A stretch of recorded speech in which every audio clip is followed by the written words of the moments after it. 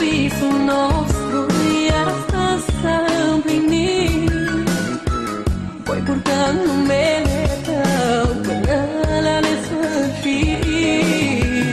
Este seara noastră făcută încă un pas.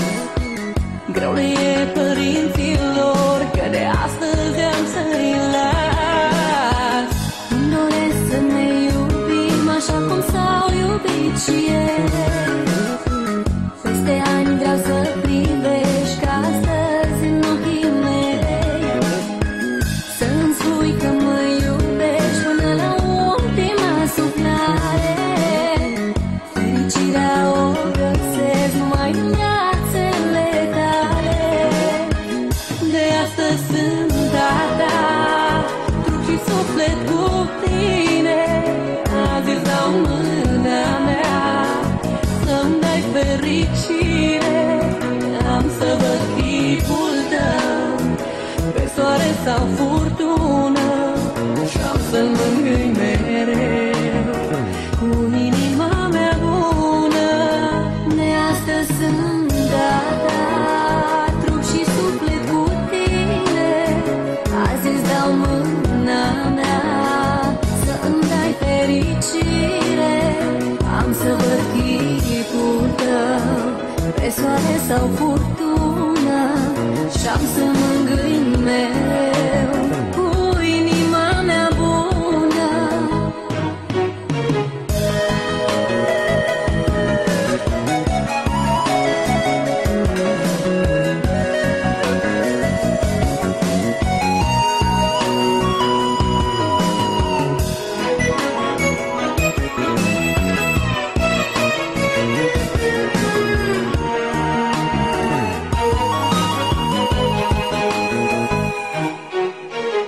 Nu mă satur să-ți privesc ochii plini de fericire. Printre mii de trandafiri eu te văd numai pe tine. Seara asta n-o să uit de ea, să-mi fie dor. Peste ani vom povesti ce-am simțit copiilor. Cuvintele nu îmi ajung să-ți arate dragostea. Stai la pieptul meu să simți cum îmi bate inima. Cât de frumoasă este rochea albă de mireasă.